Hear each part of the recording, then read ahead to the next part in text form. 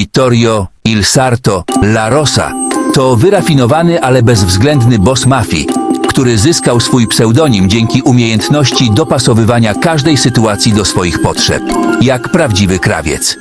Jego imperium zbudowane jest na przemycie ogromnych ilości kokainy, marihuany oraz tajemniczego narkotyku zwanego niebieskim niebem, Blue Heaven. W scenie inspirowanej American Gangster Vittorio zaczyna rozmowę. Vittorio Il Sarto La Rosa speaks with a tone that is both commanding and thoughtful. He says, "This dialogue captures the cold calculation and philosophy of Vittorio, a boss who, on one hand, embodies class, and on the other, the brutality of the mafia world."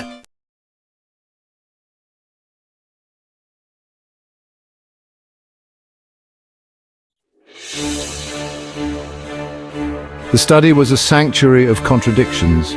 Rich tapestries woven with threads of gold adorned the walls, depicting scenes of idyllic landscapes and mythical beasts.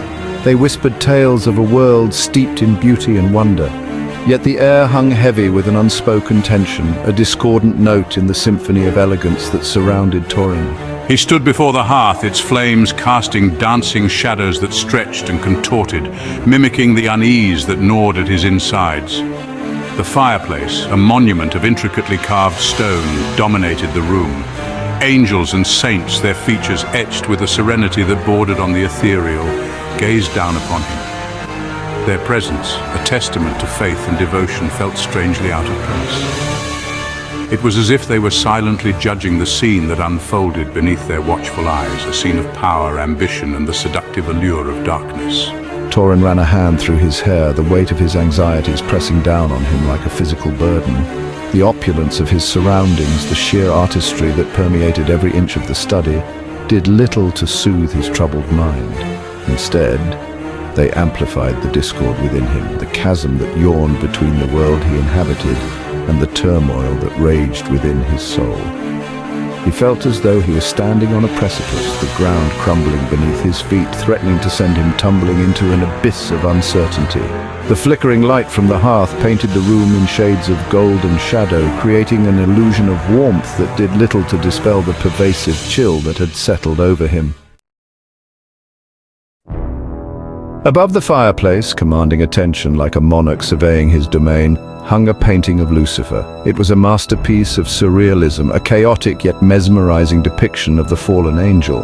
Lucifer's wings, once pristine and radiant, were now tattered and stained, each feather a testament to his fall from grace. His eyes, burning with an unholy fire, seemed to pierce through Torin, reading the secrets that he so desperately tried to conceal. The artist had captured the duality of Lucifer's nature with chilling accuracy. There was a terrible beauty in his countenance, a seductive allure that belied the darkness that lurked beneath the surface. Torin found himself both repelled and captivated by the painting, his gaze drawn to it like a moth to a flame. Swirling around Lucifer were figures contorted in various states of agony and ecstasy. They danced a macabre ballet, their limbs twisted into impossible angles, their faces etched with both pain and pleasure. The artist had used a palette of vibrant, almost jarring colors, creating a sense of disharmony that mirrored the turmoil within Torin's own soul.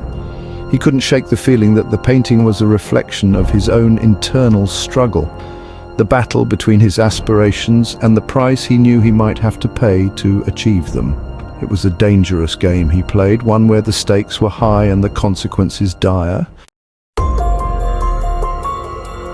Torin shifted uneasily, the velvet of his doublet suddenly feeling constricting against his skin. The air in the study seemed to crackle with unspoken tension, the silence broken only by the crackling of the fire and the frantic beating of his own heart. He felt like a puppet caught in a web of intrigue, his every move orchestrated by unseen forces. He couldn't shake the feeling that he was being watched, judged, and found wanting. The eyes of the saints carved into the fireplace seemed to follow his every move, their serene expressions a stark contrast to the turmoil that raged within him. He longed to tear his gaze away from the painting of Lucifer, to break free from its hypnotic hold. Yet he found himself drawn back to it time and again, as if compelled by a force he couldn't comprehend. There was something about the fallen angel's defiance, his refusal to bow to fate, that resonated with Torin's own ambitions. But at what cost? The question echoed through his mind, a relentless drumbeat against the backdrop of his anxieties. He had tasted power, felt its intoxicating allure, but he couldn't shake the feeling that it came at a price that he might not be willing to pay. Magnificent, isn't it? A voice, smooth as silk and sharp as a dagger, sliced through the silence, startling Torin from his thoughts. Vittorio Il Sarto La Rosa, his presence exuding an aura of effortless power and understated menace, strolled into the study. He moved with the grace of a panther, his every step measured and deliberate. His eyes, sharp and intelligent, seemed to miss nothing, taking in every detail of the room and its occupant with a single sweeping glance. He was a man who wielded power as effortlessly as he breathed, a man who inspired both admiration and fear in equal measure. Vittorio approached the fireplace, his gaze lingering on the painting of Lucifer. A faint smile played upon his lips, a smile that did not reach his eyes. The artist had a unique understanding of the human soul, wouldn't you say? Torin nodded, his throat suddenly dry. He had always been wary of Vittorio, of the man's effortless charm and his ruthless ambition. Vittorio was a master manipulator, a puppet master who pulled the strings of others with deft precision. Such a pity that true genius often comes at a price. Torin met Vittorio's gaze, his own expression carefully neutral. He knew that Vittorio was testing him, probing for weaknesses, and he refused to give the man the satisfaction of seeing his unease. Genius is often misunderstood. Vittorio chuckled, the sound devoid of humor. Indeed. And misunderstood genius can be a dangerous thing. It can upset the balance of power, challenge the established order. He paused, letting his words hang in the air between them, heavy with unspoken threat. Vittorio was a master of veiled meanings, of using words as weapons to intimidate and control. He thrived on the fear of others, on the knowledge that his power was absolute. The world is not kind to those who dare to challenge the status quo. It takes a certain kind of man, a man of vision and ruthlessness, to rise above the fray. Torin felt a surge of defiance rise within him. He refused to be cowed by Vittorio, to be manipulated like a pawn in the man's elaborate game of power. He had his own ambitions, his own aspirations, and he would not be deterred from achieving them.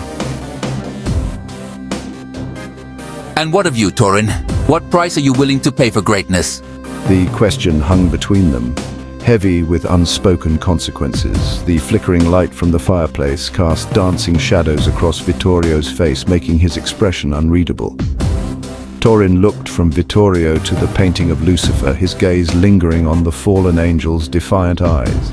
He knew that he was at a crossroads, faced with a choice that would shape his destiny. He could choose to play it safe, to conform to the expectations of others. But that would mean betraying his own ambitions, his own desire for something more. Or he could embrace the darkness, the path that Vittorio so clearly beckoned him towards, knowing that it would lead him down a treacherous and uncertain road. The weight of his decision pressed down on him, heavy and suffocating. He knew that there was no turning back, that the choices he made now would have far-reaching consequences, not just for himself but for those around him. As he met Vittorio's gaze, a sense of grim determination settled over Torin. He would not be a pawn in Vittorio's game, but he would not shy away from the darkness either. He would forge his own path, even if it meant walking through fire. The question was, would he emerge from the flames stronger or consumed by the inferno?